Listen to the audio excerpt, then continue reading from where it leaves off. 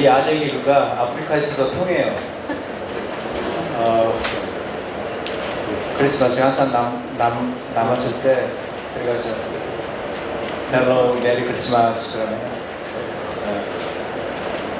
분위기가 싸해지죠 갑자기.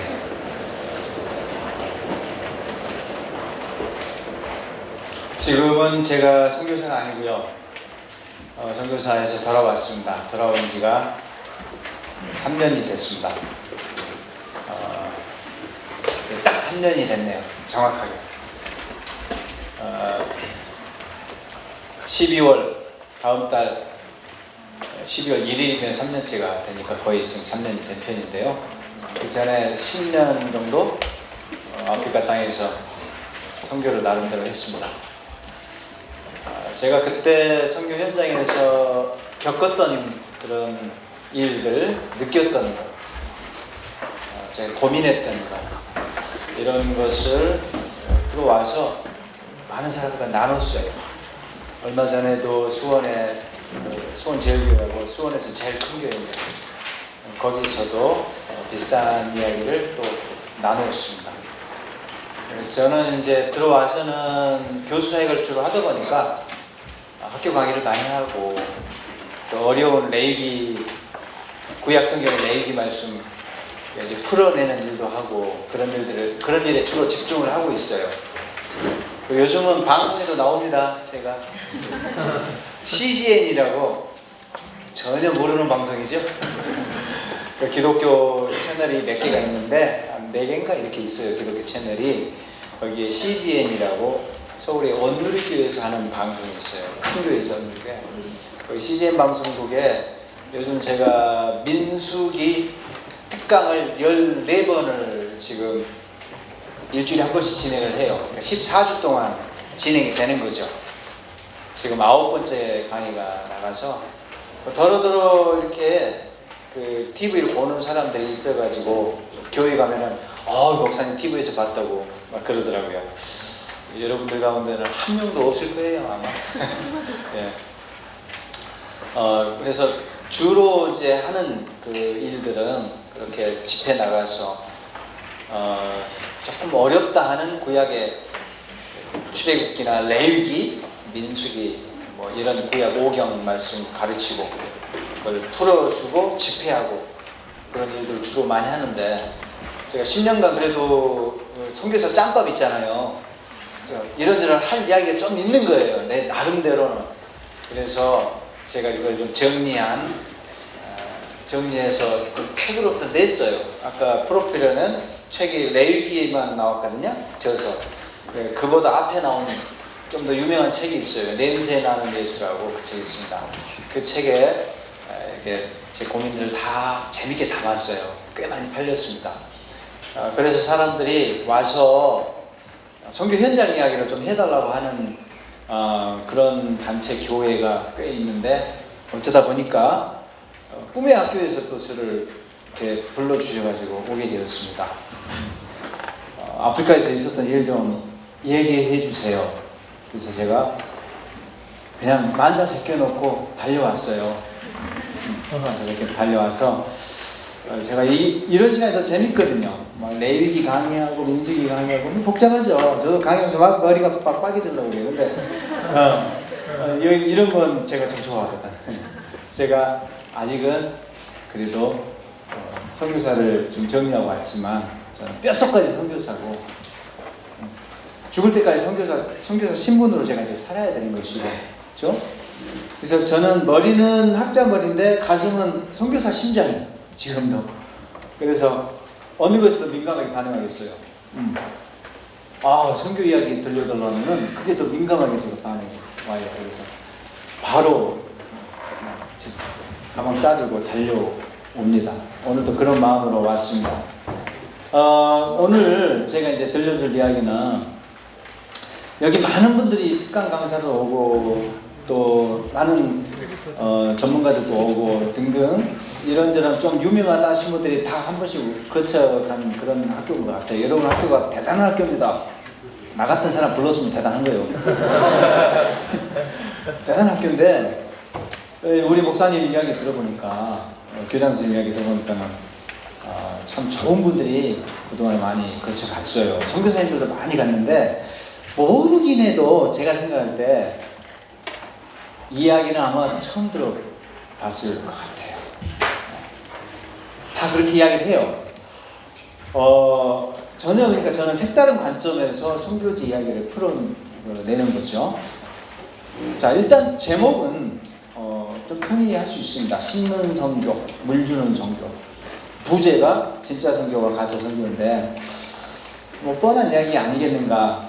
뭐 결론은 그렇죠. 근데 이제 이것이 뻔하지 않게 이야기를 해야 되겠죠. 자, 저예요. 선교지에서 여러분들이 진짜 저분이 선교사였나? 라고 요즘은 그런 의심의 눈초리를 저한테 쏘아대는 분들이 더러러 있습니다. 제 뽀대를 봐. 어딜 봐도 선교사처럼 안 생겼잖아요. 얼굴이 반짝반짝 끈질끈질. 그렇죠? 제가 봐도 선교사 타입은 아니에요. 제가 선교지에 갈 때 2005년도에 갔는데 선교지에 그때는 젊었어요. 죄송합니다만 좀 더 기티가 났었고 네, 죄송합니다. 그때는 진짜 저도 상상도 안 했고 주변에 누구도 김경렬 목사가 선교사로 간다? 이건 충격이에요. 여러분도 언제 하나님이 좌양좌 우양우 할지 모릅니다. 저도 그랬어. 한 번도 생각해 본 적이 없어. 선교는 제가 목사로서 두 가지는 안 한다고 딱 작정했거든. 개척교회 절대 안 한다. 두 번째, 선교는 절대 있을 수가 없다. 저는 그런 사람이었습니다. 근데 하나님이 어느 날 가방 싸 좌양좌 하시는데 방법이 없습니다. 그럴 때는 절대 순종.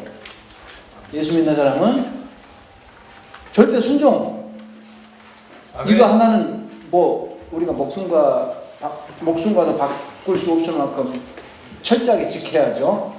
하나님의 사인, 그쵸? 이거 붙잡고 가는 게 우리 예수 믿는 사람 아니니까. 그래서 하나님 시킨 대로 해서 제가 선교지에 갔는데 제 선교지에서 저런 식으로 제가 선교했습니다. 좀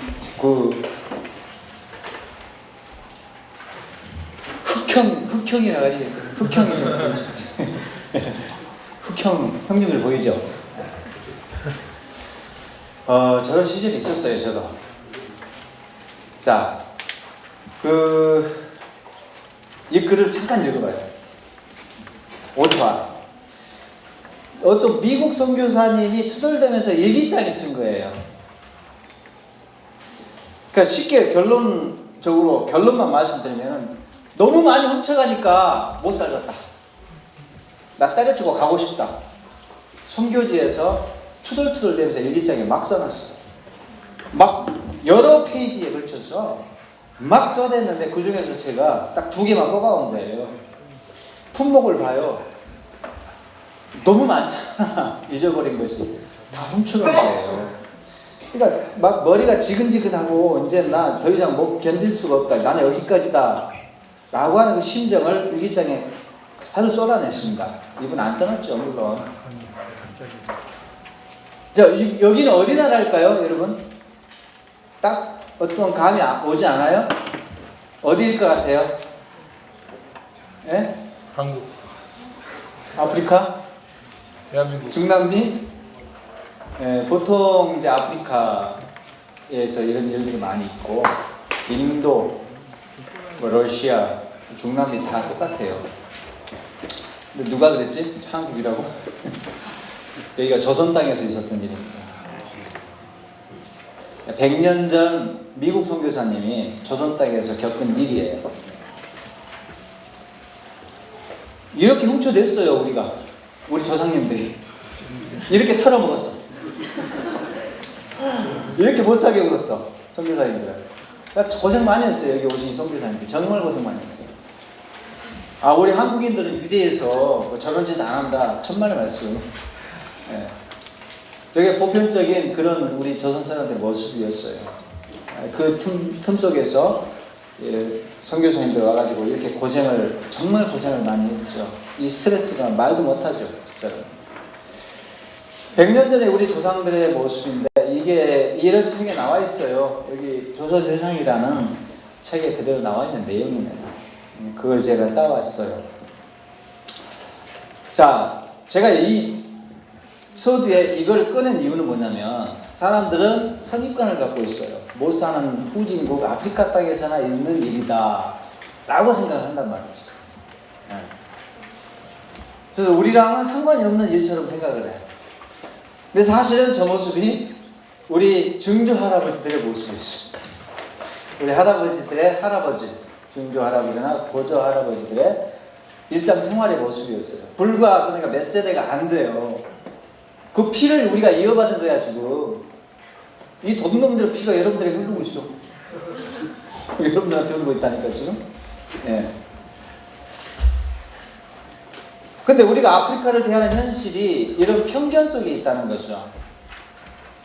아마 뭐 이렇게 넘겨주기로 한국 이렇게 이제 말했는지 모르겠는데 내면에는 저거는 뭐 아프리카지 당연히 중남미지 동남아지 당연히 이게 자동이에요.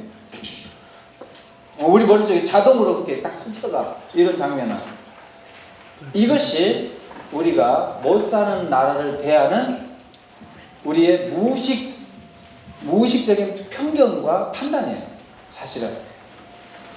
자, 제가 전곡을 찌른 것 같아. 선교를 나간다는 건 뭐냐? 대체적으로 못 사는 후진국으로 가요. 대체적으로. 특별한 경우는 뭐 더 잘 사는 국가도 가지만 요즘은 뭐 영국 다 무너져서 영국에도 가고 유럽에도 가고 하지만 대체적으로 정말 개발도상국, 후진국, 찢어지게 가난한 나라를 가는데 우리 머릿속에 가슴 속에는 이게 딱 잡혀있다니까 이런 관념이 저들은 우리보다 못해 열등해 라는 생각이 자동적으로 우리 뇌리에 딱 박혀있다는 사실입니다. 여기서 출발을 해요. 우리 선교가. 자, 이렇게 출발하면요 그 선교는 처음부터 실패해요. 첫 단추부터 잘못된 거라. 그 선교가 불행인 거야. 내가 우월의식을 갖고 출발했기 때문에 이미 그 선교는 망친 선교일 수밖에 없습니다. 제가 이걸 말하고 싶어서 요 서두에 요 일기장을 펼쳐낸 것입니다. 제가 아프리카에 있었잖아요. 정말 죄송한 이야기인데 우리 선교사님들도 아프리카 선교사님들도 이런 우월의식을 갖고 있어요. 그래서 정말 창피한 이야기지만 저는 그런 적 없어요. 근데 우리 동료 선교사님들 중에 못 알아듣는다고 한국말을 못 알아듣는다고 야 임마라고 이야기를 해. 별로 충격을 안 받아. 다들 별로 표정을 보니까 별로 충격을 안 받네. 선교사님들 중에 그런 분들이 더러 있어요. 그러니까 막 일을 하다가 시키는 대로 안 하니까 나오는 거예요. 이 자식 저 자식이 아니면 이렇게 하는 거예요.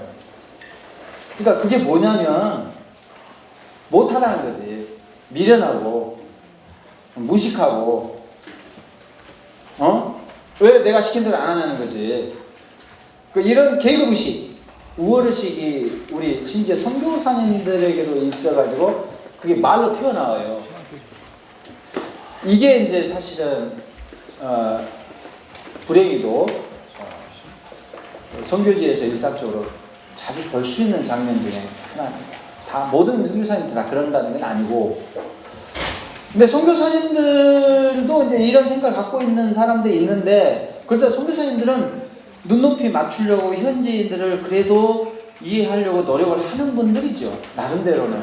그런데 이제 교포들, 교민들, 이제 선교지에 한국인들이 와서 사업도 하시고, 와서 이런저런 관광 사업도 하시고, 선교지에도 아프리카에도 남아공 같은 경우도 한 5,000명 정도 와서 살아요.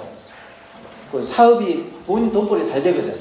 고생을 하는데 돈을 잘 벌어서 그것 때문에 와서 이런저런 이유로 와서 이런 활동을 하시는 교포들이 있어. 그 사업하시는 교포들은 이렇게 말을 써요. 깜통 이렇게 불러요. 한국말 모르니까. 그냥 부른 줄 알고 가죠. 그 현지인들을, 아프리카 사람들을 깡통이라고 불러.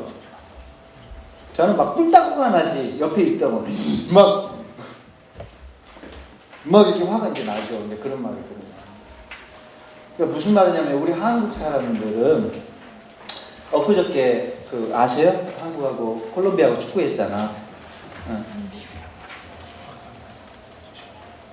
비율이 잠깐만요. 제가 알아. 제가. 이거 왜 그러냐면은 그 명령을 이렇게 줘서 그래.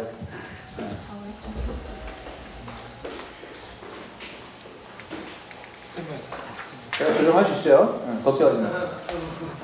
이거 꺼버리면 안 되지. 이거 모드를 내가 여기서 지정을 할 수가 있어. 화면 돌려봐요. 자, 어쨌든 그저께 콜롬비아랑 축구했잖아요. 근데 콜롬비아 선수가 이렇게 있잖아. 눈 찢어진 동양인. 그거 알죠? 다 공부만 하느라고 여기 산속에 있고 그러니까 세상을 딱 찾아내고 잘 모르구만. 그런 사건이 있었어. 축구를 하다가 서로 축구를 해가지고 막 신경질 났거든. 한국 선수들이 막 이기고 2대1로 이겼거든. 경기에 막 자기들 끌려다니고 하니까 충돌 생기는데 거기서 부딪히면서 기성용한테 이렇게 눈치적인 표정을 했거든요. 근데 백인들은 이 표정이 뭐냐면 동양 사람 비하하는, 표명하는, 조롱하는 행위예요. 그게 눈치젖은 동양 놈들 이런 건데, 보세요. 잠깐만요. 조정해 보시면 이 비율이 지금 안 맞는 거죠? 지금 맞았습니다 이제. 맞았어요? 예. 그렇죠. 됐네. 그 사실은 우리가 인종차별 당하잖아요. 그것도 중남미 사람들한테. 중남미도 사실은 그 식민지화 됐었던 백인들한테 짓밟혔던 그런 땅이거든. 그리고 백인들한테 무시당하는 사람들이고. 근데 그 사람들이 또 우리를 그렇게 무시하거든. 그러니까 짜증나지, 화가 나지, 우리도. 근데 문제는 뭐냐면, 우리가 똑같이 이런 짓을 하고 있거든. 동남아 사람들한테. 아프리카 사람들. 이렇게 하고 있거든요. 문제는. 우리도 똑같아요. 그러니까 남들 탓할 것이 안 돼, 사실. 우리 자신을 돌아봐야 돼. 아예 이런 용어를 쓴다니까요. 그러니까 막 저는 속이 상하지, 막 뒤집어지죠. 선교사로서. 그들 친구가 되려고 왔던 저는 선교사 신분으로서 이런 말을 들으면 분노도 일어나고 해요. 이거에 지금 아프리카에만 해당되는 이야기가 아니에요. 제가 아까 서두에 이야기했지만 거기 이 대상이 흑인들만 아니고 아프리카 사람들만 아니고 인도일 수도 있고 필리핀일 수도 있고 캄보디아나 이 동남아 지역일 수도 있고 저쪽 중남미 지역일 수도 있고 등등. 어쨌든 우리보다 못하다고 생각하는 그런 대상의 선교지는 다 해당되는 이야기일 수도 있습니다. 제가 지금 아프리카를 표본으로 뽑아서 이야기하는데요. 지금 다 적용되는 이야기일 수가 있어요. 흑인 열등론, 동남아 사람들 좀 띠라다고 생각하거든. 내가 좀 표현이 좀 세지. 우리는 그렇게 생각을 하거든. 조선족, 우리보다 뭔가 미련하다고 생각하는 경향이 있거든. 있어요. 흑인들도 백인들이 전통적으로 이렇게 생각했어요. 흑인들은 열등하다. 백인에 비하면은 짐승까지는 아닌데 인간보다는 못하지. 평균적인 인간은 백인이고 그보다 못하다는 건 인간 비슷한데 인간은 아니에요. 이게 지금 전통적으로 백인들이 갖고 있는 인종차별 의식이에요. 흑인 열등론. 동양 사람들도 점수 안 줘요. 요즘은 조금 주지. 요즘 좀 주는데 그래도 조금 인간 대접 해주려고 하는데 이러고 있거든. 지금도 이러고 있거든요. 사실 눈 찢어진 그런 비하하는 행동을 하면서 한 수 아래로 이렇게 깔보는 게 있거든. 지금도 있거든.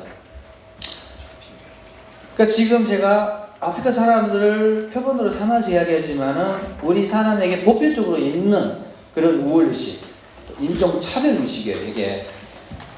특별히 흑인들은 집팔표 왔어요. 그리고 이런 식으로 매도를 당해왔어요. 억울한 일을 당해왔는데 지능이 열등하다는 거야, 첫 번째. 어떤 사람들은, 어떤 과학자, 서양 과학자들은 이게 유전학이 발달되면은 그 DNA로 유전학적인 그런 연구 결과로 이들이 선천적으로, 태생적으로 지능이 낮다는 것이 증명될 것이다. 이렇게 주장을 하는 사람도 있고, 심지어 폭력인자, 그러니까 폭력 성향이 강하다는 거지. 맨날 범죄는 다 저지르고, 깡패 짓은 다 하고, 나쁜 짓은 다 하고, 맨날 악역은 다 하잖아요. 그러니까 원래 그렇다는 거지. 원래 거칠고 사납고 싸우기 좋아하고.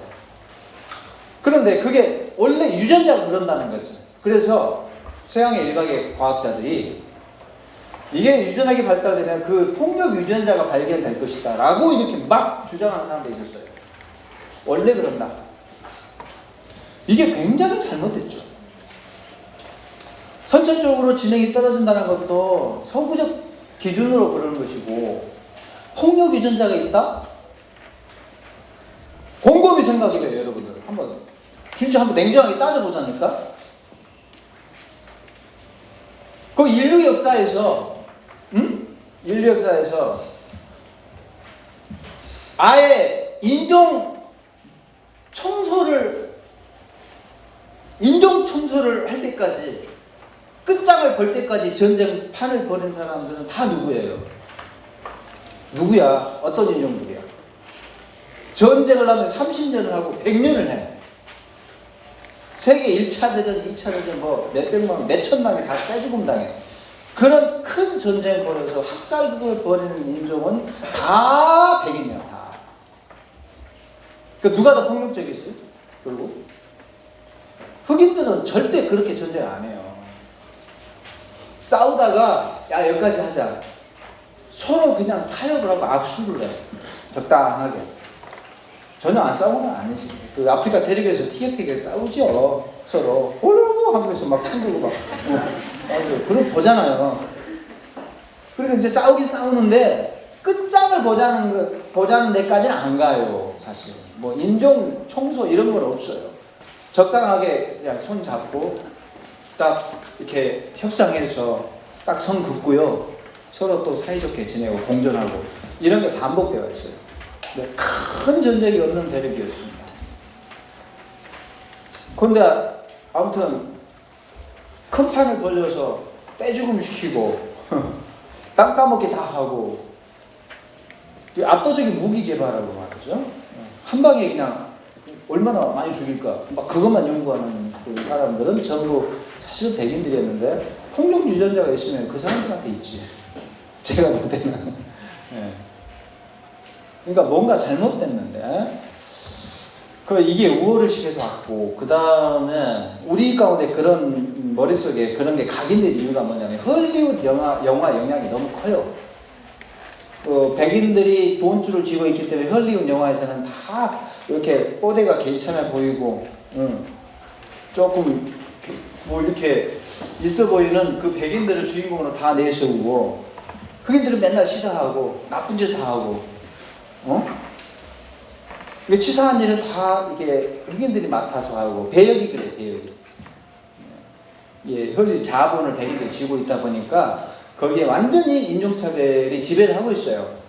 그러니까 맨날 흑인들은 그런 역할을 하기 때문에, 그렇게 등장하기 때문에 그 영화를 보고 있으면 한 편 보고 두 편 보고 오늘 보고 내일 보고 계속 보다 보면 우리 뇌속에도 자동적으로 그렇게 각인돼요. 그래서 우리 머릿속에는 불행히도 그런 게 세뇌가 많이 돼 있습니다. 무의식적으로. 그걸 털어내려면 굉장히 쉬운 일이 아닌데 오늘 조금 우리가 발버둥 쳐보자는 거예요. 자, 아무튼 지능을 측정하는 방식도 서구적이에요, 사실. 머리 쓰는 방법이 다르거든요. 문화권이 다르기 때문에. 아프리카 사람들이 사고하는 방식하고 서양 사람들이 사고하는 방식이 달라요. 우리 한국 사람도 사고하는 방식이 좀 다릅니다. 예를 들어서 여기 바나나 있고 사과 있고 무 있고 배추 있고 도마 있고 칼 있고 해요. 이렇게 있어. 놔두고 같은 종류로 분류하라고 그래. 아프리카 사람들하고 서양 사람들한테. 그럼 어떻게 분류하는지 아세요? 도마하고 칼 분류해. 이 사람들은 도마도하고 바나나 따로 분류하고 무 배추 따로 분류해요. 이렇게 분류해요. 그런데 아프리카 사람들은 칼하고 무하고 같이 묶어요. 칼하고 무하고 같이 묶는다니까? 이게 같은 범주지. 이게 답이 틀렸다고 하는 거야. 근데 그걸 이 사람들은, 서양 사람들은. 그러니까 지능이 떨어지지. 근데 이 사람들 이해가 안 가는 거야. 이걸로 쏘니까 이게 같이 묶여야지. 사용하는 방식이 다른 거지.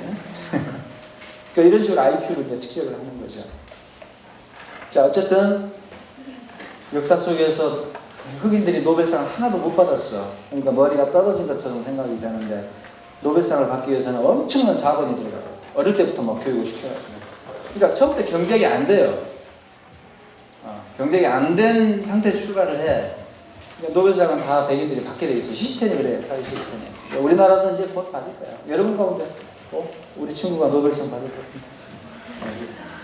자, 흑인들도요. 교육만 어릴 때 제대로 돈 써가지고 평등하게 교육의 기회를 균등하게 주면은 저는 그렇게 믿어요. 노벨상을 많이 받았을 것이다. 자, 어쨌든 제가 오늘 온 목적은 선교를 하기 전에 현지인들을 어떻게 생각할 것이냐. 이 고민, 이 인식, 이것부터 조금 바꿔보자. 그거 해보자고 지금 제가 여기 와서 이 강의를 지금 쫙 펼치고 있습니다. 이거 유명한 그림이죠. 시간이 없으니까 이건 넘어갈게요. 인터넷으로 토미 스미스라고 찾아보시면은 관심 있으면 한번 알아보세요. 유명한 그림, 인종차별에 저항했던 올림픽에서 금메달을 땄던 육상 선수들인데 미국 선수들이야. 퍼포먼스를 했어요. 저게 뭐냐? 우리 괴롭히지 마라. 금메달, 은메달 딴 두 선수가 퍼포먼스. 호주 선수가 거기 동참했어요. 배지, 손은 안 뒀지만 배지를 쳤어. 설명을 하고 우리가 이거 퍼포먼스 할 텐데 같이 해줄래? 알았다 하고 배지를 쳤어.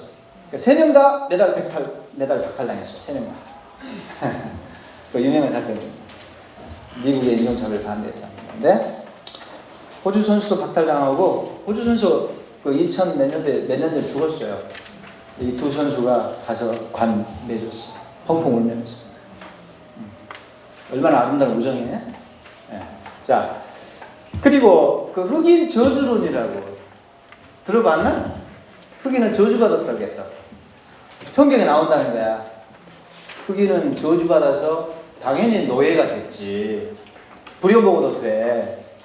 이거를 우리 교회가 오랫동안 성경적으로 이걸 정당화시켰어요. 성경에 나온다는 거야. 안 들어봤나 그거? 함이 저주받았기 때문에 함이 흑인의 조상이라는 거예요. 처음 들어보구나.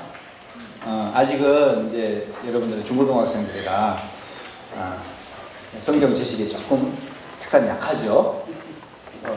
조금 설명을 드리자면 이래. 창세기에 보면 그 이야기 나와.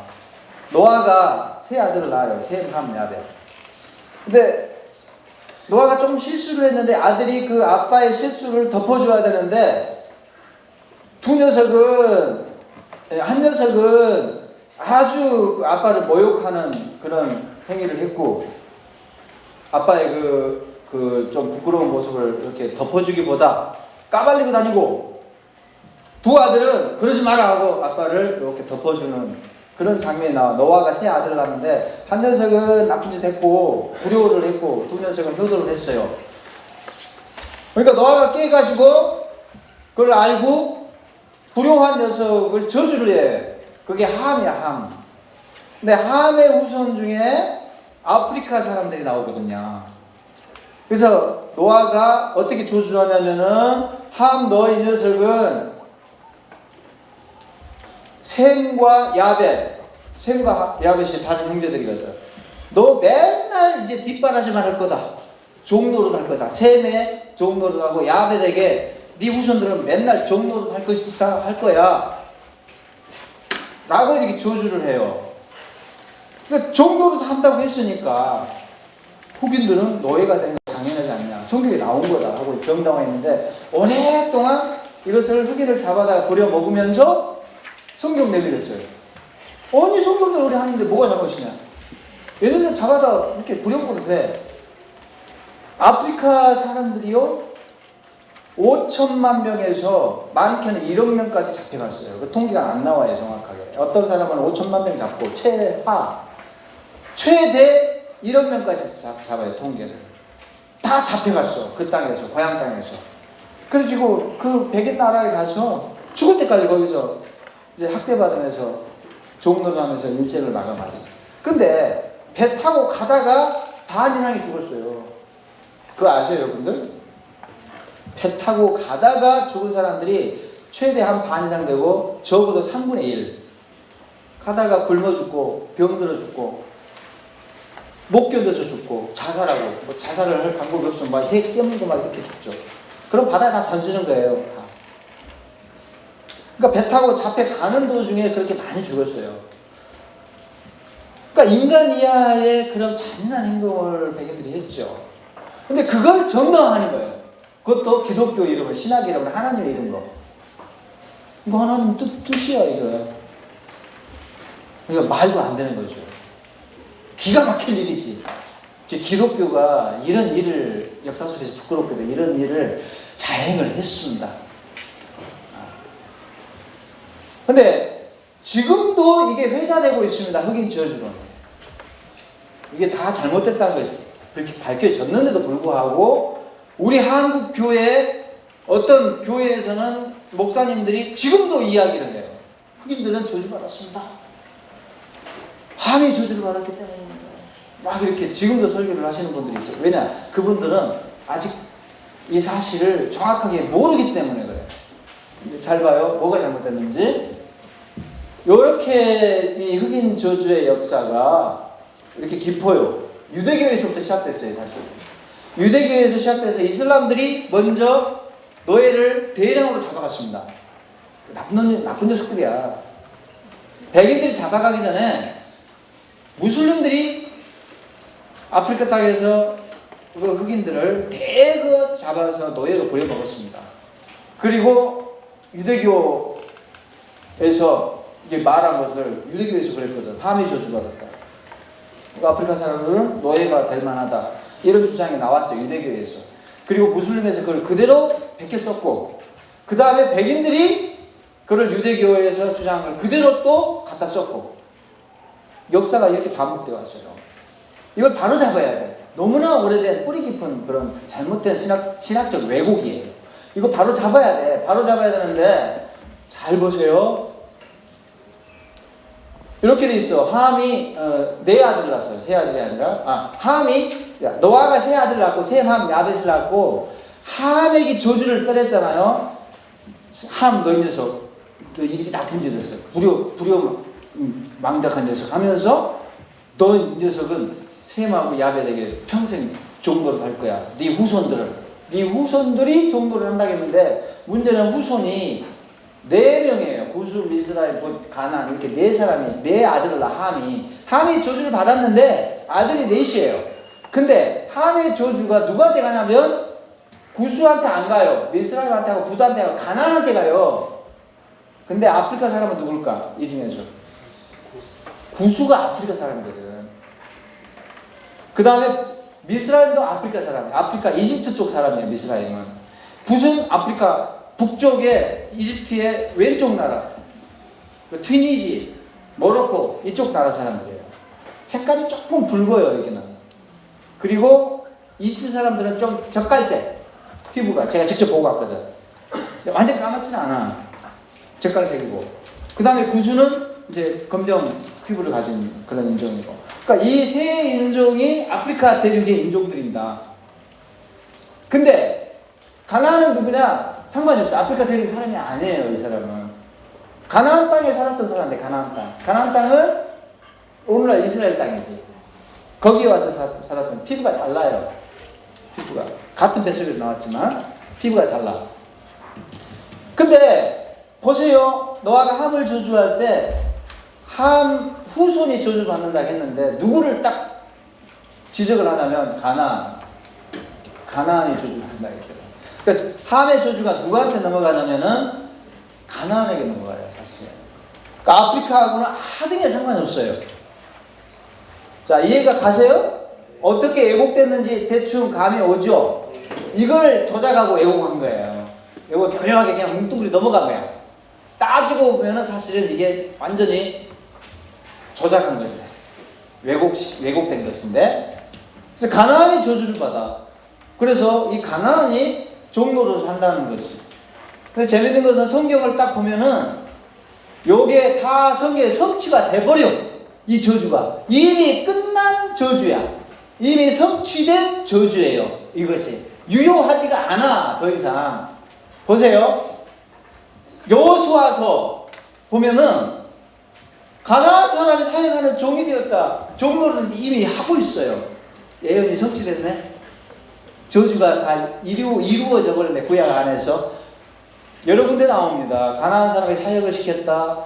자손들을 그 땅에 남아있는 가나안 땅에 남아있는 자손들 솔로몬 역군을 삼았다. 다 시다로 부려먹고 노예로 부려먹고 했다는 거지. 그러니까 가나안 사람들이 종이 된 것은 구약 내에서 다 저주를 받았다는데, 종로를 하는 저주를 받았다는 다 실현된 저주입니다. 더 이상 유효하지도 않아.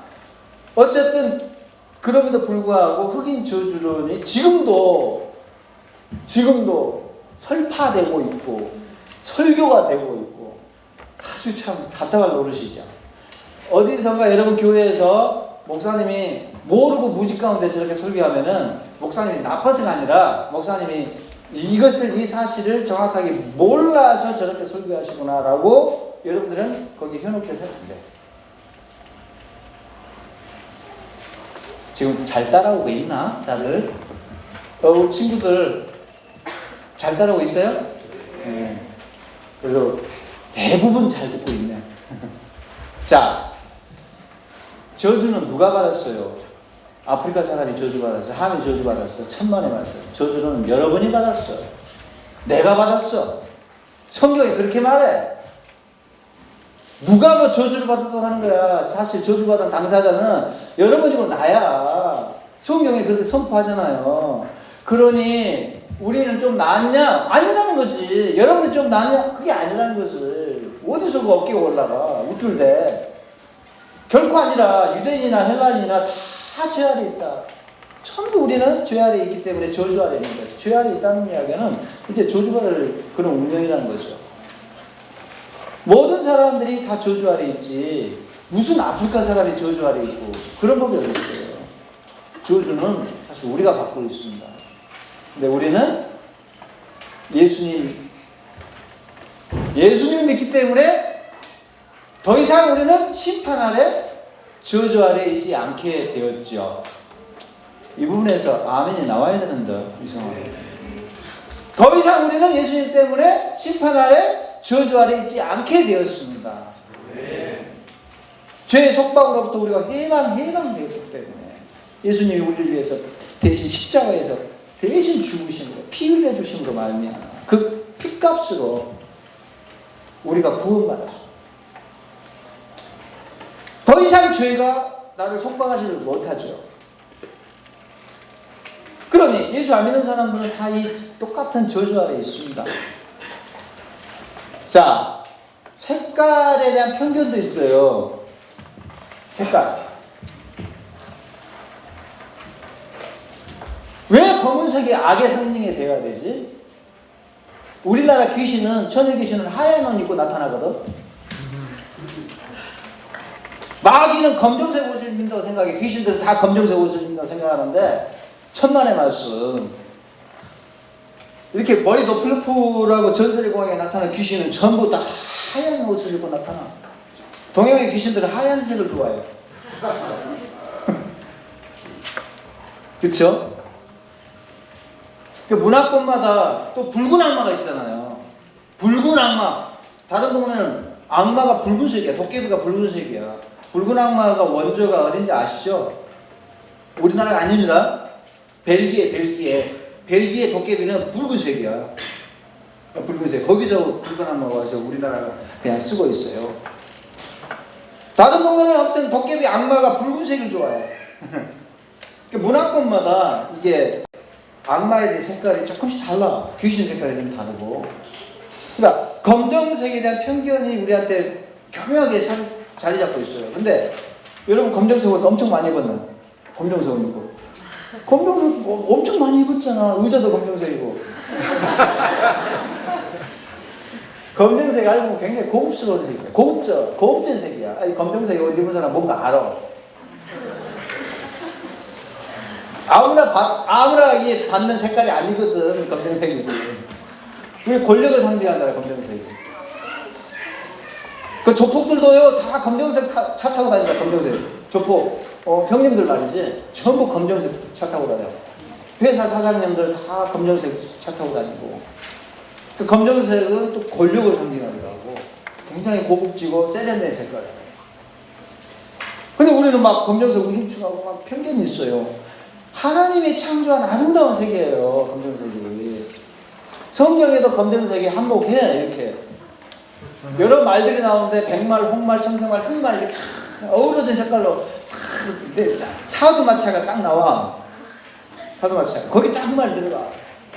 색깔의 조합이 기가 막히잖아.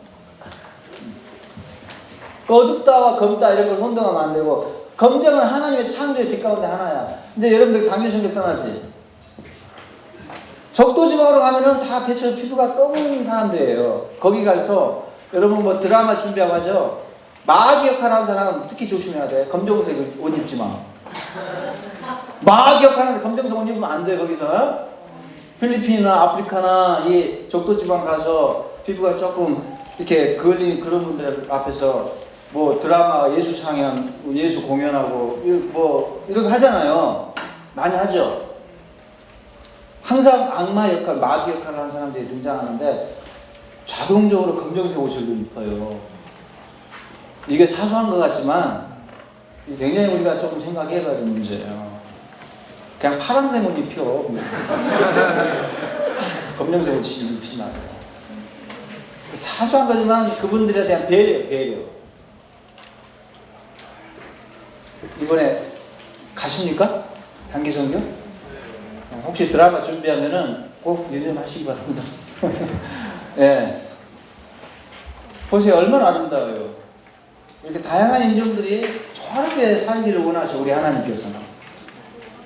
어느 색깔이 더 우월하고, 어느 색깔은 더 열등하고, 이런 게 없습니다. 이 친구 알죠? 오칠이. 이 친구가 TV에 나와서 우연히 유튜브로 봤어. 저는 TV 본방은 못 보고 유튜브로 봤는데 막 울어. 아직 이 이야기를 울면서 해. 눈물 글썽글썽하면서 한국에서 있었던 내가 체험했던 일이라면서 자기가 아프리카 친구랑 명동에 갔는데 떡 하니 친구가 딱 멈추더니 오칠이 손을 딱 잡고 막 울더라는 거야. 너 왜 그러냐? 너 나왔어, 너. 명동에 이제 대형 스크린에 광고가 뜬 거지, 오칠이가. 잘 나갈 때, 지금도 좀 잘 나가지만 막 광고판에 뜨고 했거든. 그걸 보고 막 울더라는 거야. 왜냐? 한국 땅에서 흑인이 대형 스크린에 저렇게 스타로 뜬다는 게 이게 상상도 못할 일이었다. 네가 그 일을 해줬다. 우리가 그동안에 이 땅에서 얼마나 무시당하고 멸시당하고 지하철 들어가면 다 피하고 지하철 들어가면 다 쫙 피해 사람들이. 요즘은 좀 덜하지만 오칠 때문에 좀 덜해. 사람들이 쫙 비켜주고 피하고 가까이 안 가고 한다는 거죠. 그런 멸시천대 이게 막 손가락 비아냥 이렇게 당했는데 얼마나 막 상처가 심했겠어요, 이 사람이. 근데 그 장면을 막 울더라는 거야. 오칠이를 손을 잡고 막 울어. 오칠이야, 고맙다. 여러분, 우리가 그렇게 상처를 줬다니까, 이 사람들한테. 이 친구 얼마나 좋아요, 오칠이. 얼마나 다정다감하고 브라이트하고 또 멋있어요. 요즘 많이 조금 그래도 좋아졌는데 아직도 멀었습니다. 자, 그리고 이제 아프리카에는 위대한 정신이 있어요. 우분투라는 정신이 있어요. 우분투라는 정신. 우분투 들어봤어요? 안 들어봤지? 우분투. 아프리카의 정신이에요. 아프리카에 흐르는 대륙의 정신이에요. 역사 속에서. 어떤 스피릿이냐면, 아프리카의 스피릿인데, 저게. 남아프리카 전역에 이게 펴져 있어요. 공통적으로. 이게 단어만 조금 달라. 우분투라는 표현만 좀 달라. 이 나라 조금 다르고 저 나라 조금 달라요. 단어만 다르고, 심지어는 저게 중부 아프리카까지 퍼져 있어요. 굉장히 아프리카 전역에 퍼져 있는 어떤 일치된 하나의 아프리카의 정신이라고 볼 수가 있는데, 우리 아까 찬양 인도하는 친구가 기도하면서 그 이야기를 하더라고요. 우리가 하나가 되게 하옵시고, 내가 우리 형제와 같은 마음 품고 그 아픔이 나의 아픔이고, 좀 이런 비슷한 멘트를 하더라고요. 좀 똑같진 않지만, 아까 찬양인도 한 친구가 같이 기도하면서 우리의 공동체를 위해서, 공동체성을 위해서 기도하자면서 비슷한 멘트를 했죠. 다 까먹었네 벌써. 기도했으면서 비슷한 멘트를 했는데, 오늘 특강하고 연관된 그런 멘트를 하구나 라는 생각을 했어요. 그 멘트가 우분투예요. 사실 우분투. 자, 이게 뭐냐면 다른 말로는 훈후, 우문투 비슷한 말만 좀 달라. 근데 같은 개념이에요. 이게 전역에 퍼져 있는데, 이게 뭐냐면요, 가족의, 형제의, 동포의 그런 개념이에요. 공동체, 하나된 그런 표현인데, 이게 문자적으로는 사람됨이라는 거야. 우분, 사람, 뚜, 됨이에요. 빙. 뚜는 빙이에요. 빙. 우분은 사람이고, 사람됨이라는 거죠. 근데 뭐가 사람되는 거냐? 사람됨이라는 게 뭐냐?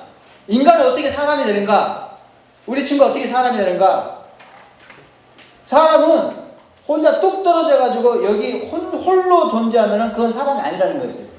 이 가운데 앉아서 같이 옆에서 동료들과 연대의식을 갖고 손잡고 공존하는 게 사람이라는 거지. 홀로 존재할 수 있는 존재가 사람일 수가 없다는 거예요. 그게 우분투라는 개념이에요. 너와 나 사이 우분투가 있다? 우리는 사람이라는 거지, 사람이라는 게 뭐냐? 같이 산다. 너는 나고 내가 너고, 너는 우리고 우리가 곧 너고, 이런 개념이에요. 자, 이런 개념이 재밌게도 우리나라에도 있어. 우리나라에. 우리말로 있어. 감이 안 잡혀? 그 뭘까? 두레라는 거 알죠? 빙둘레 그런 뜻이잖아. 빙둘레. 그 개념 우리한테 있어. 그 두레는 하나됨이에요. 그래서 서로 도와주고, 무슨 일이 생기면 발 벗고 나와서 레일처럼 막 그걸 다 같이 막 팔 붙여가면서 막 해결해주고, 니꺼 내 것이 어딨어. 이게 두레예요. 두레. 특히 농사철에 마을 사람들이 집단으로 가서 이 집 모내기 먼저 해주고 같이 해야지 금방 끝나니까. 그 다음에 같이 해야지 이거를 가지런히 뭐를 심을 수 있으니까. 그 다음에 옆집 놈 또 같이 해주고. 이게 둘이에요. 둘레라는 거야. 둘레. 요게 우분투예요.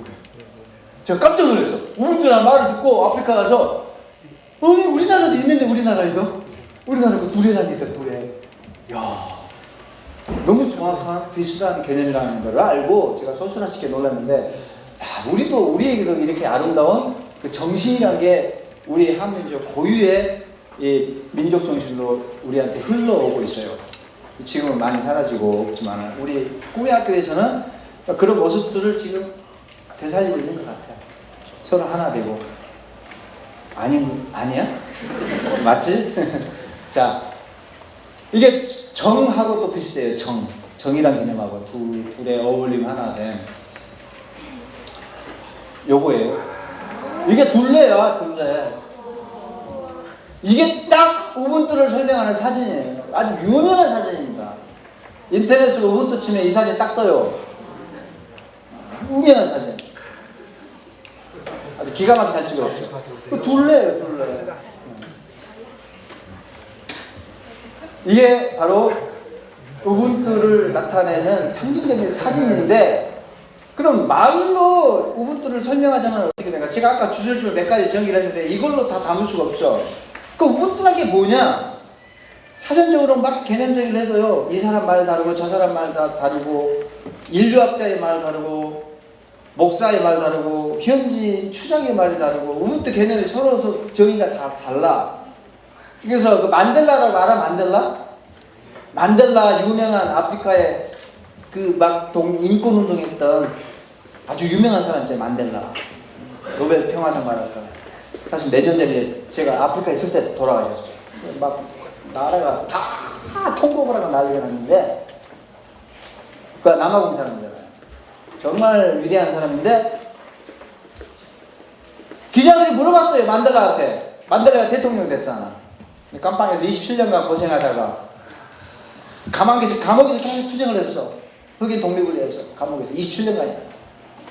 그래가지고 드디어 이 사람이 석방돼가지고 대통령이 됐지. 기자들이 가서 이제 이런 이야기를 하면서 아프리카를 아픈지 어떻게 할 것인가, 남아공을 어떻게 국가를 세울 것인가, 그러면서 우분투라는 이야기가 나오는데, 우분투가 뭐냐고 물어봤어요. 기자들이 도대체 우분투가 뭐냐 하니까는 만델라 대답이 걸작이야. 우분투는 말로 설명할 수가 없다. 말로 이렇다라고 무슨 사전적으로 정의할 수가 없는 게 없고, 삶으로 생활로 정의를 해야 한다면서 딱 이 이야기를 해. 말로 생활로 설명. 자, 우분투는 이런 겁니다. 어떤 여행자가 마을을 방문했습니다. 그러면 그 사람은 이것 주셔요, 이것 좀 필요합니다 라고 말할 필요가 없다는 거지. 왜? 알아서 다 챙겨주는 거야. 마그네가 어떤 마을에 왔다? 아프리카 전통이 이래. 무슨 뭐 털어먹는 게 어딨어.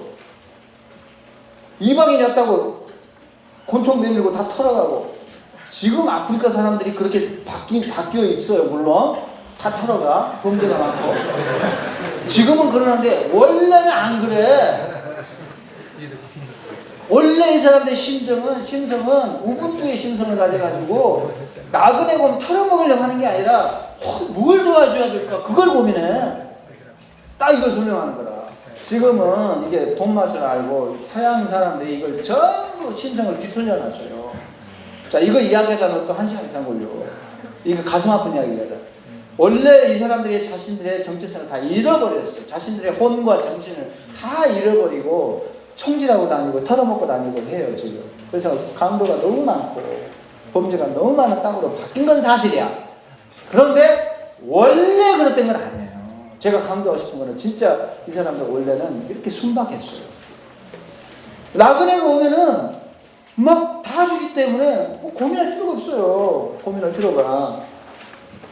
이것이 우분투의 한 측면입니다 라고 이야기하는 거예요. 우분투란 게 예를 들자면 이런 겁니다. 이게 딱 우리 동네 이야기야. 우리 요즘 현대화돼서 이런 모습 없지만, 목사님 어릴 때만 해도요 저런 정이 남아 있었어요. 우리나라에도 뭐 나그네가 손님이 오면요 지극정성으로 이렇게 최고로 대우를 해주고, 시골 가면 해주고, 뭔가라도 뭐 이렇게 아껴놨던 거 이렇게 꺼내서 밥상 차려놓고 대접하고. 이게 우리나라 전통이기도 해요. 근데 우리나라도 이게 지금 많이 없어졌지. 원래 아프리카는 이런 우분투의 땅이었어. 지금 이렇게 변질된 이 범죄가 난무하고 폭력이 난무하는 그런 이미지의 아프리카는 아니에요. 원래 가슴 아프게도 원래 이 아름다운 성실을 많이 잃어버린 거예요. 선교지에서 저는 이걸 회복시키려고 많이 노력을 했어요. 여러분들은 우분투의 사람들입니다. 그럼 이 사람 눈물 흘려. 고맙다고. 우리가 정신 차려야 돼. 눈물 흘려. 그렇게 된 배경이 있다니까. 사실은 서양의 자본들이 식민지 세력이 들어와가지고요 전부 그렇게 만들어놨어요. 마약 뿌리고 술 뿌리고 돈 뿌리고 막 그렇게 해요. 백인들이 자행한 이야기를 여기서 꺼내자면은 끝이 없어요. 어쨌든 막 가슴이 아파. 아프리카 사람들이 이렇게 변절된 그 모습을 보면 원래는 우분투의 사람들이었어요. 저렇게 원래 이 사람들은 폭력지향적이 아니에요. 평화지향적이고 우분투의 땅이에요. 공존을 했어요. 그 많은 부족이 있고 많은 다양한 언어를 쓰는데도 불구하고 더불어 같이 살아요. 이 한 마을 안에 우분투가 있고 마을과 마을 사이에 또 우분투가 있어요. 사이좋게 잘 돼요. 심지어는 종족과 종족 사이에도 막 싸우다가도 우분투하고 서로 손잡고 이런 게 있어요. 그러니까 끝장을 안 본다니까. 이렇게 평화를 사랑하고 평화를 지향하는 그런 대륙이에요. 원래가. 근데 이제 잘못된 그런 모습으로 우리가 이제 각인되어 있어서 안타깝죠. 우리의 현재의 모습을 곰곰이 생각해봐. 자, 소두의 이야기를 다시 제가 끄집어내죠. 그런데도 불구하고 우리는 이 사람들은 안 도와주면 안 돼. 이것부터 잘못됐어. 저 사람들은 내가 안 도와주면은 일어나지 못해. 이런 건방진 생각을 갖고 있어요. 이렇게 선교하면은 처음부터 실패해요. 제가 간섭하지 않아도요, 이 사람 잘 살아요. 냅둬도 가만히 냅둬도 알아서 살아요. 근데 자립심이 없니, 뭐 능력이 없니, 돈이 없니, 내가 그래서 이것 안 도와주면 안 되고, 이렇게 내가 옆에서 코치해주면 안 되고, 이런 건방진 생각을 우리가 갖고 있어요. 우리는 그 사람들 구원하러 왔지, 응?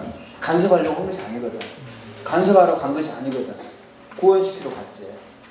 근데 우리는 우리처럼 안 되려고, 우리처럼 돼야지 사람처럼 산다고 생각하고는 뭐 코치를 해. 왜? 그 코치의 그 기원이 뭐냐, 동기가 내가 더 낫다는 거지. 그 우월의식, 열등하다는 거죠. 현지인들은 자동적으로 열등하고 못하다 우리보다 라는 그런 생각, 우리가 곰곰이 정말 깊이 반성하고 깊이 생각해 봐야 될 문제예요. 우리가 언제부터 잘 살게 되죠? 아까 우리도 보면은 중교할아버지, 고자할아버지 다 뺏어먹고 전부 그냥 다 털어갔어요. 다 집어가고 이렇게 살았어요. 찢어지게 가난했잖아. 우리 아버지 세대만 해도요, 여러분들한테 할아버지 되지 이제 다 깡통 찼어요. 깡통. 6.25 전쟁 나가지고 세계 최빈국이었어요. 우리나라 다 무너져가지고 먹을 것도 없어서 미군들이 버린 꿀꿀이죠. 우리가 그거 뒤져가지고 먹고. 불과 60년 전이에요, 여러분. 여러분들은 좀 상상도 못하지. 나도 그래요. 나도 그 세대가 그걸 겪어본 세대는 아니기 때문에. 근데 불과 저의 앞 세대예요. 얼마 되지 않아요, 60년이면. 근데 불과 60년 전만 해도 우리는 세계 최빈국으로 허덕이고 쓰레기통 뒤져가지고 막 개처럼 그 찾아가지고 음식 뒤져서 먹고, 집은 다 무너지고 잠잘 것도 없고, 이런 게 사실은 세계에서 제일 가난한 그런 국가가 우리나라였습니다. 근데 우리가 언제 잘 살게 되었다고 지금 허세를 부리고 있다니까.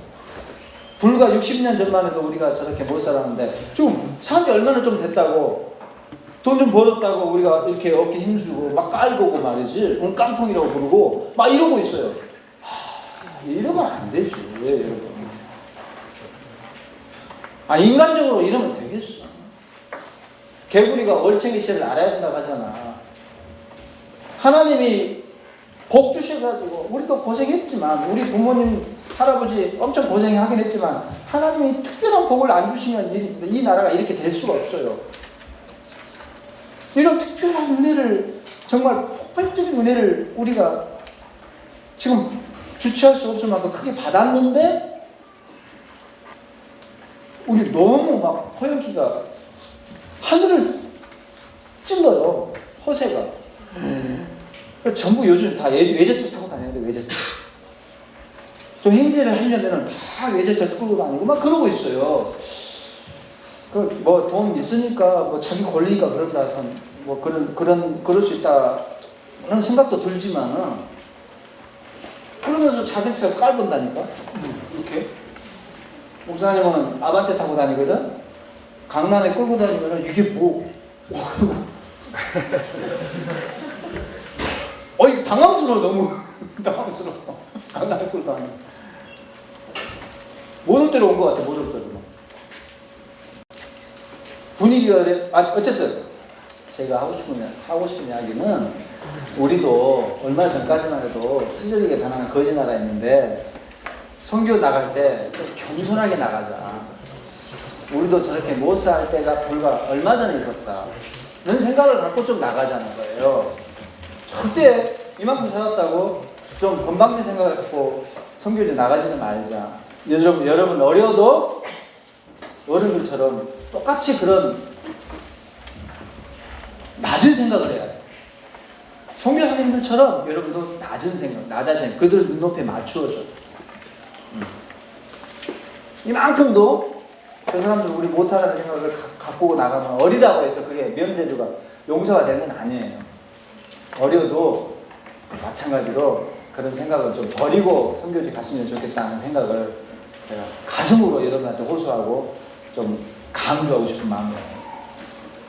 자, 선교사님들이 이렇게 유형이 있는데 이건 넘어가도록 해요. 넘어가도록 하고. 자, 선교는 제가 볼 때는 여러분들은 조금은 좀 전문적인 내용일 수도 있지만 알아두는 것이 좋을 것 같아요. 왜냐? 지금 여러분들 가운데 여러분의 심장이 나는 선교사 될 거야 라고 하는 지금 일찍부터 선교 헌신하는 친구들도 있을 수 있어요. 그래서 그런 친구들을 위해서라도 그리고 그게 아니더라도 여러분들이 평생 여러분들은 그리스도인은요 중선교사로 살아야 돼. 잠재적 선교사로 살아야 돼. 선교사 정체성을 가지고 살아야 돼. 죽을 때까지 우리 그리스도인들은. 아멘? 아멘. 그러니까 우리가 그 선교사가 되냐 안 되냐 따라서 우리가 이것을 같이 공유했으면 좋겠다는 생각입니다. 요 개념을, 요 강의 내용을요. 선교사가 제가 볼 때는 선교가 세 가지 유형이 있는데 첫 번째는 화환형이 있어. 이게 뭘까? 그 다음에 화분형이 있고 신목형이 있어요. 자, 화환형은 뭐냐? 너무 멋있어. 선교하는 게 기가 막혀. 야, 근사해 보여. 북적북적해. 사람도 많이 모여. 근데 그게 화환형이야. 그러니까 단발형으로 끝나. 단발형 사건으로 이벤트로 끝나. 돈 쫙 풀어서 사람이 엄청 와. 행사 끝나면 텅 비어요. 사진은 기가 막히게 나와. 사람 막 몇백만 몇천만 사진 찍으면 기가 막히게 보이지. 그 사진빨 기가 막히지. 사진 딱 찍어가지고 한국 보내봐. 교회가 난리가 나. 우리 선교사님 짱이다. 우리 선교사님 대박. 우와. 선교 1등으로 잘한다 우리 선교사님. 쫙 단발적으로 돈 풀어 사람 딱 모아가지고 사진 딱 찍고 행사 딱 끝나. 그 다음부터는 텅 비어있어요. 사람이 안 와. 그런 일들이 많아요 여러분. 그러니까 한국에 있을 때는 죄송한 이야기예요. 우리끼리 참 비밀인데 어떻게 보면 선교사님이란 이게 조금 조심해야 될 부분인데 그래도 참 가슴 아프지만 알 건 알아야 되니까 실상은 실상대로 우리가 또 알려야 되니까 그런 걸 잘하는 선교사님들이 있어요. 사진 잘 찍는 선교사님들이 있어. 그러니까 한국에서는 이야 귀가 선교는 이렇게 해야 된다. 그러니까 막 지갑 열고 막 다 흥고 절대 한국에서 그런 사진빨에 속어서는 안 됩니다. 우리가 사진빨에 속어서는 안 됩니다. 이런 게 화환형 선교예요. 자, 화환이라는 건 뭐지? 최고로 멋은 있어요. 기가 막혀. 아름다워. 비싸. 그리고 화환이 그렇잖아요. 이런 화환. 근데 문제는 뭐죠? 화환은 다 싹둑 다 잘려 있잖아. 다 잘린 가지들이야. 그러니까 조금 지나면 저거는 전부 시들시들 허물허물 다 추한 모습으로 시들어버리고 쓰레기통에 버려야 돼. 단회적으로 그 임무가, 저 꽃들은 단회적으로 임무가 끝나. 저게 이제 화환령입니다. 근데 화환령 선교를 해서는 안 돼요. 근데 돈이 제일 많이 들어가는 선교가 어떤 선교냐면 이런 화환령 선교입니다. 돈이 제일 많이 들어가요. 근데 열매는, 궁극의 열매는 없죠. 그러니까 여러분들이 선교 나갈 때도 이걸 각인을 해야 되고요. 여기서 보내는 선교사를 서포트할 때도 이걸 알고, 이게 화환령인지 잘 판단하고 다른 형인지 잘 판단하고, 이게 여기서 지원 수위를 결정을 해주셔야 돼. 지원 수위를 지혜롭게. 우리 귀한 선교비가 공중으로 날아가면 안 되잖아. 그렇죠? 그러니까 미리 제가, 아직 여러분이 어리지만 이런 교육이 그래도 필요하다는 생각이 들어. 알고 있을 필요가 있어요. 이런 걸 잘하는 선교사님들이 있어요. 근데 다 그런 건 아니에요. 이런 수완이 재주가 있는 선교사님들이 더러더러 있다는 것이 다 그런 건 아니에요. 선교사님들한테 실망하지 마. 우리 선교사님들 10의 8은 다 잘하셔. 저보다 훨씬 더 훌륭하시고 뛰어나신 선교사님들이 많아요. 다 그런 건 아니니까 너무 이렇게 비관적으로 걱정하지 마시고, 선교사님들 지금 현재 후원하고 있고 기도해 드리고 있는 선교사님들 빵빵하게 계속 잘 밀어주시기 바랍니다. 그래도 혹시나 우리 선교사님 화환령인가 한 번쯤 의심을 자, 어쨌든 그 다음에 화분령이 있죠. 화분령은 심긴 심는데 계속 자기가 물을 줘야 돼. 선교사님이 뭐 필요해? 그거 채워주고, 또 뭐 필요해? 계속 호주머니를 열고 지갑 열어서 계속 옆에서 잡아주고 챙겨주고 공급을 해주고 해야지만이 저게 버티고 자라요. 뿌리도 내리는데 뿌리를 내려. 문제는 뿌리를 내렸지 물을 안 주면 끝이야. 물을 줘야 돼. 옆에서. 저게 화분령이야. 근데 대부분의 선교가 사실은 이런 화분령으로 진행되고 있습니다. 안타깝게도. 제가 보는 게 대해서 10의 7 정도는 화분령 선교를 있어요. 자기 떠나면 선교가 다 문 닫아야 해. 그 사역이 끝나. 선교사님이 떠나버리면. 자립이 안 돼, 자립이. 옆에서 계속 물을 줘야 돼. 혼자 일어나는 것처럼 보여.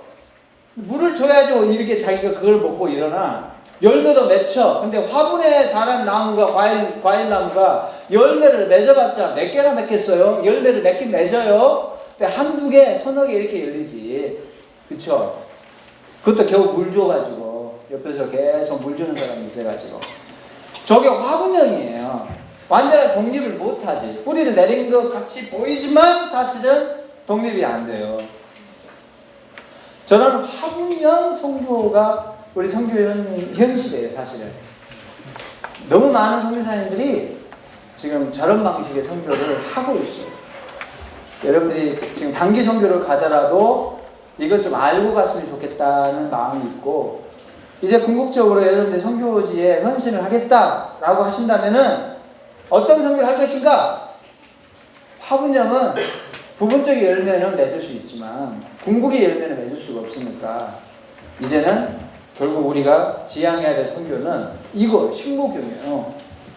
저건 뭐냐? 잠정적으로 도움을 주죠. 물 심고 물도 줘야지. 그러나 땅에 뿌리가 내리도록 처음부터 작업을 그렇게 했기 때문에 처음부터 내가 물 조금만 주고 손 떼도 혼자 자라는 거야. 혼자. 그게 신목경이야. 신목경. 자립형 선교죠. 현지인들이 스스로 일어날 수 있도록 하는 거예요. 저게 진짜 선교입니다. 우리나라가 그랬어. 우리 조선 교회가 저런 식의 선교를 미국 선교사람들이 했어요. 조선 교인들도 눈 바짝바짝 해가지고 저런 자립심을 갖고 스스로 힘으로 끙 하고 일어났고, 그래서 우리 한국교회가 이렇게 큰 축복을 받았어요. 저력이 있어. 우리 한국교회가 엄청난 힘이 있어. 그 힘의 근원이 뭐냐? 이 땅에서는, 조선 땅에서는 식목형 선교가 이루어졌기 때문입니다. 다른 게 없어요. 근데 정작 우리는 선교지 가서 식목형 선교를 안 해. 화분형으로 하는 사람이 들어있고, 또 너무 많은 분들은 저기 화환형으로 하는 사람들이 들어있고, 너무 많은 분들은 화분형으로. 자꾸 이제 화분형으로 계속 물을 줘야 돼. 네, 처음부터 작업을 땅에 심고 조금 어렵더라도, 토양이 좀 거칠더라도 혼자 일어설 수 있도록 뒷발 해주시고 적당하게 물 주고, 그리고 손 떼면 처음부터 작업을 그렇게 했기 때문에 스스로 일어나요. 자, 현지인 하나가 제대로 세워지면 선교사님이 한국에서 무수한 헌금을 끌어다가 이 교회 저 교회에서 막 헌금 모아다가 교회를 뚝딱뚝딱 세워요. 한 10개 세워. 많은 돈을 들여서. 근데 내가 제대로 된 현지인을 한 명을 딱 식목을 했잖아요. 그 사람이 자라서 내가 10개 세울 거 그 사람이 스스로 힘으로 100개 세우고 200개도 세워. 돈 안 들이고, 돈 안 쏟아붓고, 적당히 물 주고, 혼자 커서 내가 해야 될 일에 50배, 100배를 해요. 조영기 목사님, 뭐 이렇게저렇게 조영기 목사님에 대해서 말도 많지만, 조영기 목사님, 미국 선교사님이 뒷바라지에 키웠거든.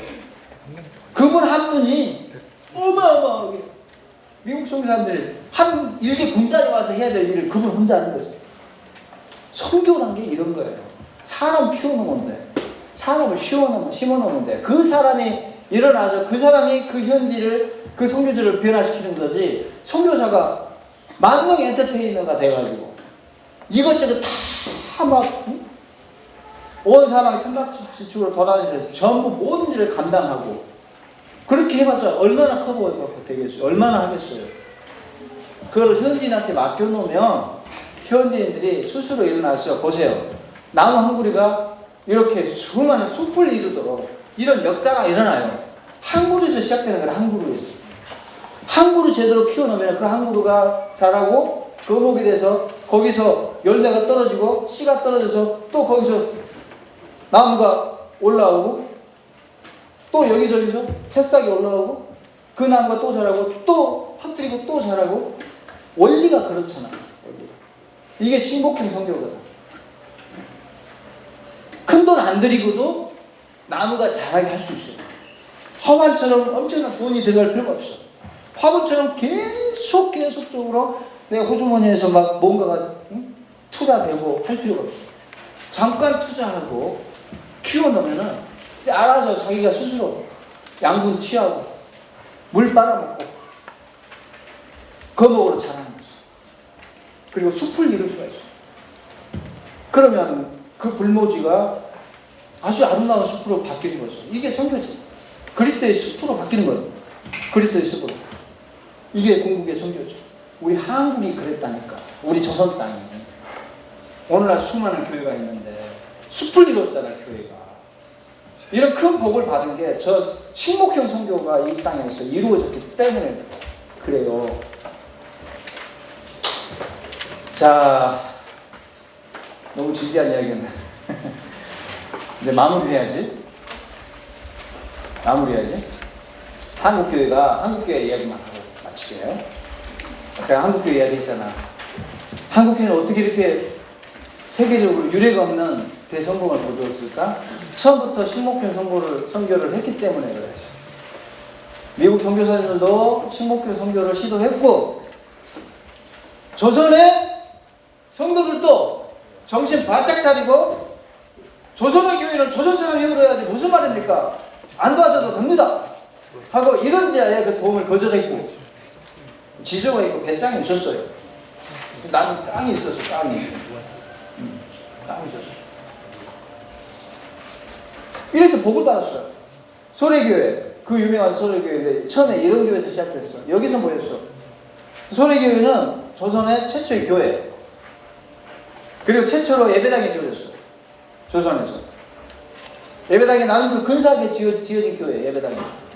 근데 이 소래교회가요, 예배당을 여기 지을 때 성도들이 많이 모이니까, 조그만 그 마을이었고, 소래 그 면에 조그만 그 시골에 정말 이게 낙후된 그런 지역에서 가난한 농부들이 모인 그런 교회였는데, 가난하잖아요.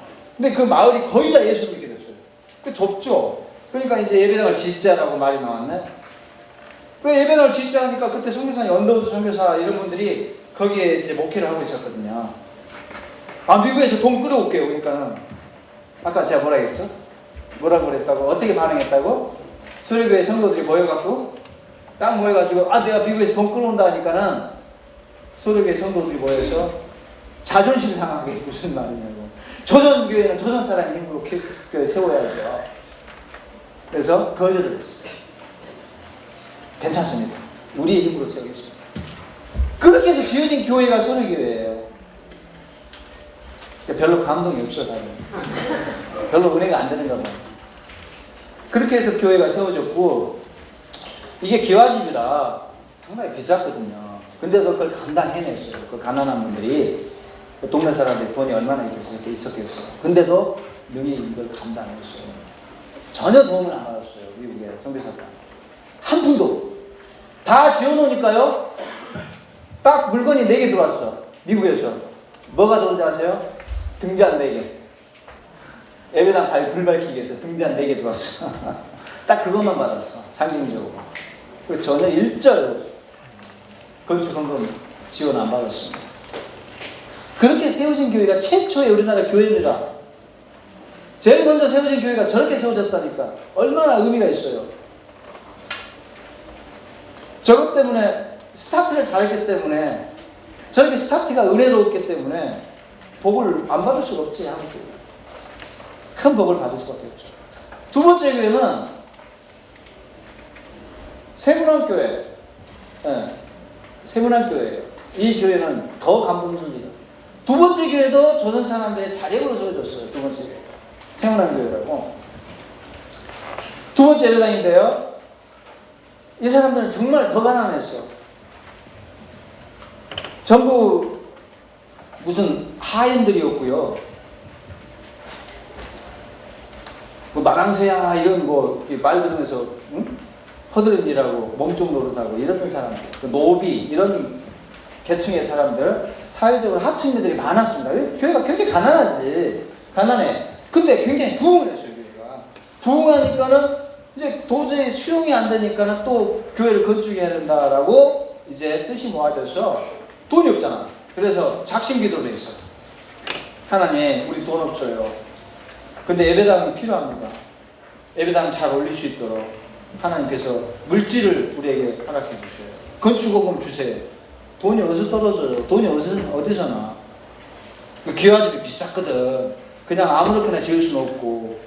그리고 하나님의 예배당을 참 근사하게 나름대로 멋있게 짓고 싶은 마음이 있어서 기도하는데 건축원금을 넣고 몇 달 동안 기도를 했어요. 기도를 했습니다. 돈이 생길 구멍이 없죠. 어디서 돈이 나오겠어요. 그래서 그런 와중에 기도하고 있는데, 오랫동안 기도하고 있는데, 평양에 있었던 교회, 평양 변두리에 있었던 교회인데 콜레라가 발생을 했네. 그러니까 사람 막 죽어나가요. 막 몇백 명, 도합하면 몇천 명이 죽었어요. 그때 사람 막 죽는데, 그때 그 미국의 의료 선교사님들도 많이 들어와 있었어요. 목사 선교사님들도 와 있고 의사 선교사님들도 많이 들어와 있었어요. 근데 이분들은 콜레라 예방법을 알아요. 그래서 시체 태워라, 손발 잘 씻어라, 끓여 먹어라, 음식 반드시 생으로 먹지 마라, 이렇게 몇 가지 그 콜레라를 대응할 수 있는 방법을 막 알렸어요. 그리고 콜레라 퇴치하기 위해서 굉장히 예를 썼지. 근데 미국 선교사님 말 들은 사람들은 다 살았고, 점쟁이 무당한테 가서 어떻게 하면 살까요? 라고 하면서 물어봐가지고 점쟁이 무당이 시킨 대로 한 사람은 다 죽었어. 그 미신 믿었던 사람들, 그리고 자기 경험, 선교사님들, 시큰둥 선교사님 말, 의료 선교사님 말에 시큰둥 했던 사람들은 자기 생각대로 그 이상한 무당, 점쟁이가 시킨 대로 했던 사람들은요, 그냥 다 죽어나가고, 의료 선교사님하고 목사 선교사님들이 시키대로 한 사람 다 살아났어요. 그 조선에서 방을 딱 붙였네. 뭐라고 붙였을까? 간단히 말하면 뭐라고 붙였을까? 다 쓸데없고 미국 선교사님들 말 들어라. 살고 싶으면 미국 선교사님들 말 들어라 라고 조선 조정에서 방을 막 붙였어. 방을. 그리고 콜레라를 퇴치하려면은 이게 사람이 많이 필요하죠. 막 사람이 전염병으로 죽어나가는데 누가 근데 막 발 걷고 손발 걷어 붙여가면서 그 시체 구덩이에서 끙끙대면서 그 시체 막 운반하고 누가 그 일을 누가 해요? 그 시체 격리하고 막 해야 되거든요. 막 병자 관우를 해야 되고. 근데 아무도 안 오려고 그래. 그때 누가 나서서 했을까요? 그 일을? 세문안교회 성도들이 나섰었어요. 세문안교회 성도들이 자기도 죽을 수 있는데 아랑곳하지 않고 발 걷고 나서서 전부 방역 활동하고 환자 간호해주고 시체 막 옮기고 선교사님들이 의료 선교사님들이 시킨 대로 다 한 거예요. 다 했어요. 뭐 대가를 바라지도 않고 그렇게 했어요. 당연히 예수 믿으니까. 그 죽어나가는 사람 그래도 방관할 수가 없으니까 전부 무서워서 벌벌 떠는데 세문학교 성도들은 비록 못 배운 사람들이었지만 저거 성경대로 보자면은 저거 사마리아인 것 같은 강도 만난 사람들과 같은데 예수님이 저런 사람들 뒷바라지라고 했는데 도와달라겠는데 예수님 말씀대로 해야지 라고 하면서 성경 말씀대로 예수님의 가르친 대로 가서 나도 죽을지도 모르는데 가서 막 봉사하고 섬기고 디스발 다 해주고 그 콜레라 퇴치에 가장 1등으로 앞장서서 이 사람들이 있습니다. 콜레라가 제압이 되면 쫙 그 상황이 이제 평정이 됐어요. 조선 조정에서 그 자원봉사자들 다 불렀어요. 세문학교 성도들 불러다가 막대한 하사금을 줬어요. 막대한 하사금. 그걸 바라고 한 건 아니지. 조선 조정에서 그 천한 그 하인들 아닙니까? 하인들 마당쇠 이런 사람들한테 거금을 상금을 줬어. 상금을 줬어. 난데없이 돈 생겼잖아. 이 사람들이 돈 들고 와서 어떻게 하는지 아세요? 교회 가가지고 하나님 감사합니다. 우리 기도가 응답되었습니다. 그 목숨값을 그 받은 상금을요 건축 헌금으로 다 바쳤어요. 건축 헌금. 자기 목숨값이잖아요. 자기가 고생해서 정부가 고마워서 받은 귀한 상금인데 그걸 전부 건축 헌금으로 내놨습니다. 기도 응답이라고 본 거예요. 하나님 우리 건축 헌금 없어요. 채워주세요. 물질 없어요. 이렇게 해서 묘하게 막대한 돈이 생겼어요. 이걸 기도 응답으로 보고 그것을 아깝하지 않고 그냥 교회에 건축을 바쳤습니다. 다들 별로 반응들이 당연한 것 같이 생겼대? 여러분? 좀 감동되지? 네. 저도 이 말 할 때마다 뭉클해져. 우리 선배들이 저렇게 교회를 세웠구나. 우리 한국교회를 저렇게 뿌리를 저렇게 심어서 전통이 이렇게 아름다운 전통이 우리한테 유산으로 남겨져서 야 우리가 오늘날 이런 교회의 축복 속에서 우리가 신앙생활 하는 거구나. 야 교회 말아먹어서는 안 되겠다. 목사로서 그런 생각을 해요. 선배들이 어떻게 이루어간 교회인데 내가 목사로서 나쁜 짓 하고 욕먹을 짓 해서 교회 말아먹으면 안 되겠다. 난 정신 차리려고 하는데 요즘 이상한 목사들이 너무 많아. 이상한 목사님들이. 두 번째 교회까지 이렇게 세워져 있어요. 두 번째 세문안교회가 더 감동적이잖아요. 그렇죠? 물론 세 번째 교회 정동감리교회는 예술적 작품으로 만들기 위해서 미국에서 50% 이상을 지원을 했어요. 그래서 지금도 그 건물은 문화적 가치를 갖고 정말 아름답게 남아있어요. 작심해서 일부러 그렇게 지었습니다. 그런데 첫 번째와 두 번째가 모델이 됐어요. 그 이후로 조선교회는요 거의 다 독립적으로 자생적으로 조선 사람들의 힘으로 교회를 거의 대부분 세웠습니다. 이게 전통이 됐어요. 그러니 숲을 이룬 거죠. 숲을 이룬. 뿌리를 내리고 식목청으로 교회가 바로 땅에 뿌리를 내리고 스스로의 힘으로 양분과 수분을 따라다니는 그런 자립심을 처음부터 가졌기 때문에 교회가 거목이 되고 그 교회로부터 또 다른 나무들이 쭉쭉 올라오고 숲을 이루고 오늘날 우리 한국교회가 이렇게 숲을 이룬 이유는 비결은 바로 거기에 있었다고 봐요. 우리 최초의 조선의 신앙의 선배들이 너무나 좋은 눈물겨운 그런 존경스러운 모범을 보여주셨습니다. 그래서 우리가 그 혜택을 보고 있어요. 자, 선교는 어떻게 해야 할 것인가? 바로 이렇게 했으면 좋겠다. 제가 오늘 개괄적으로 쭉 설명을 해드렸는데 뒤에 화면이 또 있나? 이렇게 고생했던 성도들, 세분학교 성도들 사진이 있는 것 같아요. 그 교회 당회 지도자들이고, 이렇게 해서 이제 세문안교회가 이렇게 아름답게 지어졌다는 거죠. 그리고 이건 정도감리교회는 이런 식으로 예술적 작품으로 지은 것도 있고, 그리고 식목경 선교가 결국 정답이다. 저는 이제 이걸 결론적으로 말씀을 드리고 싶어요.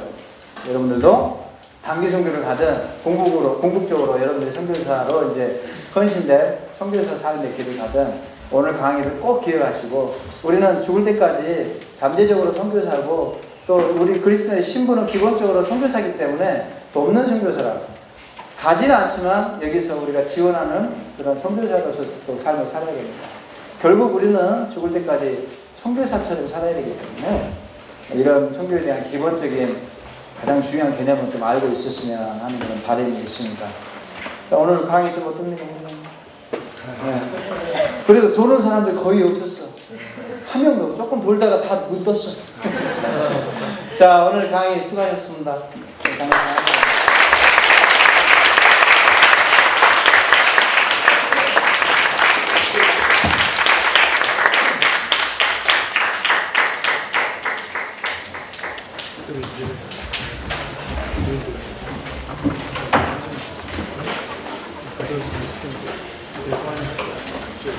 네.